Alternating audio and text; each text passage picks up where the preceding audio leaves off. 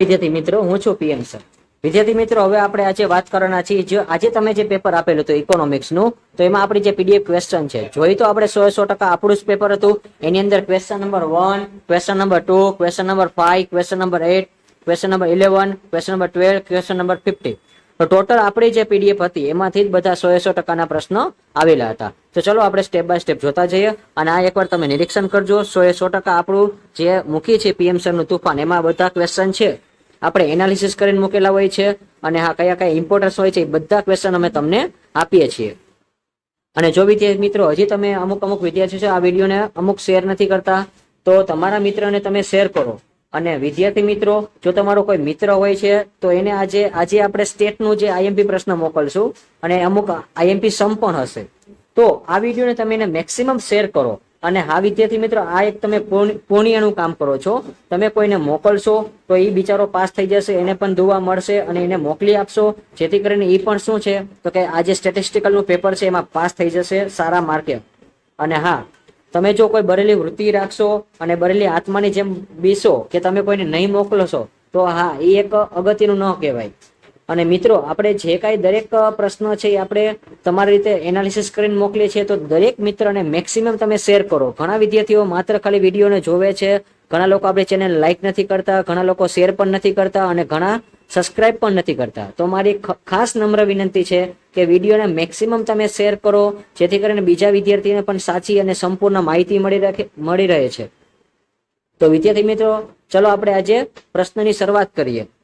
આ જે આપણું ઇકોનોમિક્સના પેપર હતા એ મેં તમારી સામે રજૂઆત કરી છે. 100% આપણું પેપર હતું. તો આજે આપણે વાત કરવાની છે નવા ટોપિક સાથે. તો જે બિઝનેસ મેથેમેટિક્સ એન્ડ સ્ટેટિસ્ટિકલ છે, જે આ પેપર છે એના માટેના આઈએમપી જે અમુક થિયરિકલ ક્વેશ્ચન છે એ મેં તમારી સામે રજૂઆત કરેલા છે. થિયરી તમે આમાંથી કરીને જશો તો ડેફિનેટલી હું તમને કહી દઉં છું કે આમાંથી જ તમારે 100% બધા થિયરીના પ્રશ્નો આવી શકશે. તો એની અંદર question number 1, give the characteristics and use of normal distribution. પ્રામાણ્ય વિતરણના ગુણધર્મો અને ઉપયોગ જણાવો. આ ક્વેશ્ચન છે વેરી મોસ્ટ આઈએમપી છે વિદ્યાર્થી મિત્રો. આવતીકાલના પેપરમાં તમારા આ પ્રશ્ન બેઠો આવી શકવાની શક્યતા રહેશે. અને કેરેક્ટરિસ્ટિક્સને કહેવાશે, નેચર્સ પણ કહેવાશે, અને સ્કોપ પણ કહેવાશે વિદ્યાર્થી મિત્રો. ત્યાર પછી question number 2, explain the time series and analysis of time series. શ્રામાયિક શ્રેણી અને તેનું પૃથ્થકરણ સમજાવો.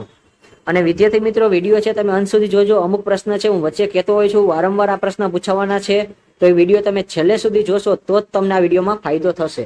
એટલે ખાસ મારી એક નમ્ર વિનંતી છે કે તમે વિડીયોને છેલ્લે સુધી જોવો. અમુક પ્રશ્ન હું બોલું છું એ તમે વધારે પડતું શું તો કે તૈયારી કરીને જશો. હવે આપણે ક્વેશ્ચન નંબર 3 ની વાત કરીએ. Explain the various method of sampling. નિદર્શનની ભિન્ન પદ્ધતિઓ સમજાવો. વિદ્યાર્થી મિત્રો, આ ધોરણ 11 નું ચેપ્ટર છે, જે તમે 11 કોમર્સમાં ભણી ગયા છો એના મુજબ કેપિટલ અને સ્મોલ એન વાળા દાખલા આવી શકે છે. ત્યાર પછી question number 4, explain the association of attribution and its types. ગુણાત્મક સંબંધ અને તેના પ્રકાર સમજાવો.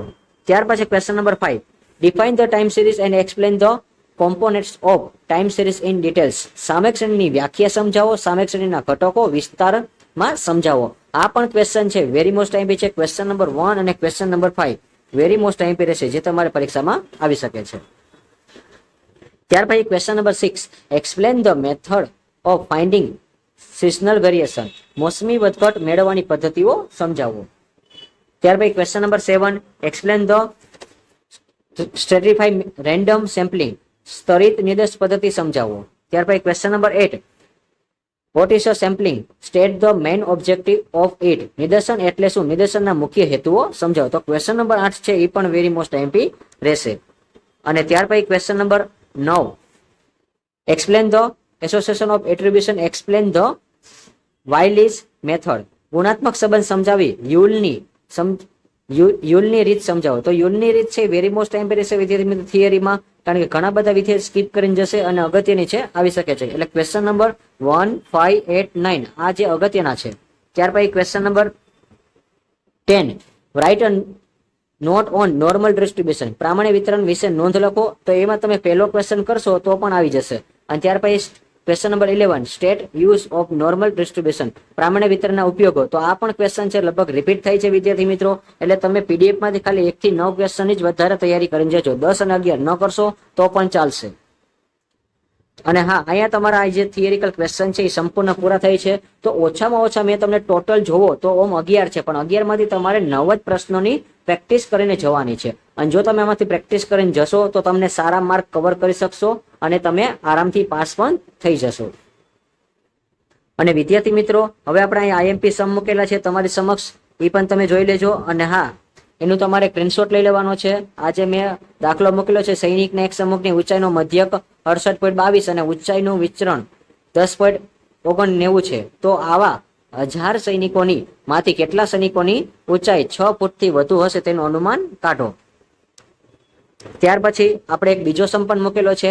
એક પ્રામાણ્ય વિતરણમાં 31% કિંમતનું 45 થી ઓછી છે અને 8% કિંમત 64 થી વધુ છે. તો જો થી ઓછા વાળા દાખલા અને થી વધુ વાળા દાખલા ખાસ તમારે એકવાર જોઈન જવાના છે અને મધ્યક અને પ્રમાણિત વિચલન શોધો. ત્યાર પછી એક કોષ્ટક વાળો દાખલો છે, ખૂબ જ સહેલો છે. એક્સ અને વાય વાળો દાખલો છે જે તમને આવડી જશે એવો છે.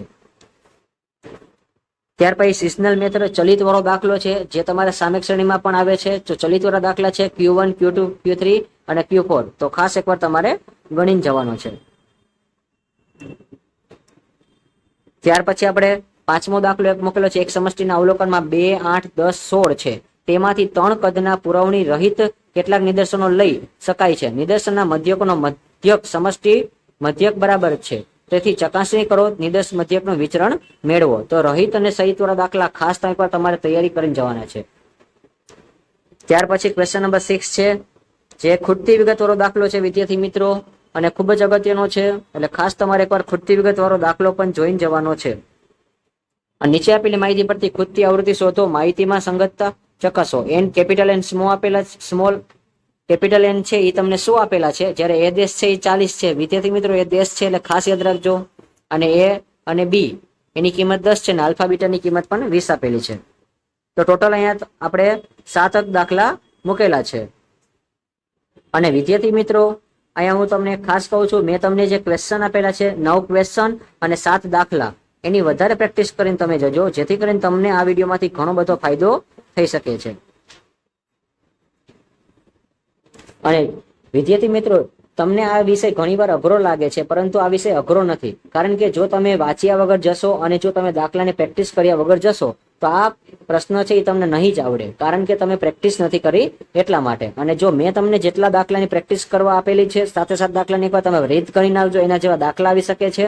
અને જે મેં કીધું છે એ પ્રમાણે તમે કરી દેશો તો ડેફિનેટલી તમને આવડી જશે. અને જે તમારે 28 માર્ચનું પેપર તમારા હાથમાં આવશે તો તમને બેઠું પેપર આપણું જ પીએમ સરનું છે એ જ તમને જોવા મળશે, એવી હું તમને શ્યોરિટી આપું છું.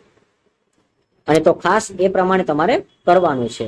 અને એવી જ રીતે હવે આપણે નેક્સ્ટ વિડીયોમાં નવા વિડીયો સાથે અને નવા ટોપિક સાથે મળતા રહીશું. ત્યાં સુધી આવજો.